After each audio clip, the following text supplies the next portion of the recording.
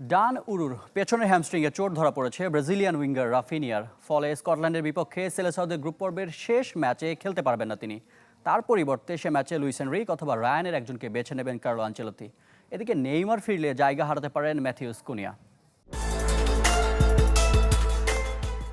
Scotland ম্যাচের জন্য যখন নেইমারকে পাওয়ার সুখবর পেল ব্রাজিল, তখনই রাফিনিয়াকে নিয়ে জানালো দুঃসংবাদ। অন্তত পরের 2 ম্যাচ সেলেসাওদের হয়ে খেলতে পারবেন না বার্সেলোনা তারকা। হাইতির বিপক্ষে প্রথমার্ধে ডান পায়ের ইনজুরি নিয়ে মাঠ ছাড়েন রাফিনিয়া। পরীক্ষা নিরীক্ষার পর তার ইনজুরি নিশ্চিত করেছে সিবিএফ। কোলগেট ম্যাক্স ফ্রেশে আছে আইসি কুলিং ক্রিস্টালস, যা দেয় ম্যাক্সিমাম ফ্রেশনেস সহ কোলগেট ম্যাক্স ফ্রেশ।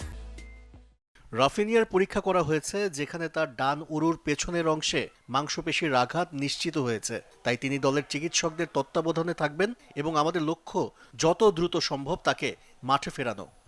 রাফিনিয়া দলে না থাকলে শুরুর একাদশে কাকে খেলাবেন কার্লো আনচেলত্তি? সে দৌড়ে এগিয়ে লুইস এনরিক ও রায়ান। হাইতি ম্যাচের পর অনুশীলনে এই দুজনকে নিয়ে পরীক্ষা নিরীক্ষা করেছে ইতালিয়ান ট্যাকটিশিয়ান।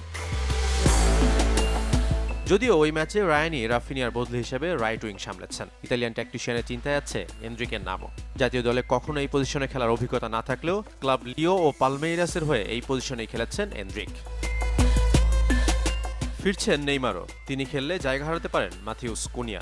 তবে ম্যানিউ তারকার পারফরমেন্স বিবেচনায় ফরমেশনেও পরিবর্তন আনতে পারেন ডন কার্লো। যদিও স্কটল্যান্ড ম্যাচের আগে সিদ্ধান্ত নিতে আরও 2 সেশন অনুশীলনের সুযোগ পাবেন আনচেলত্তি।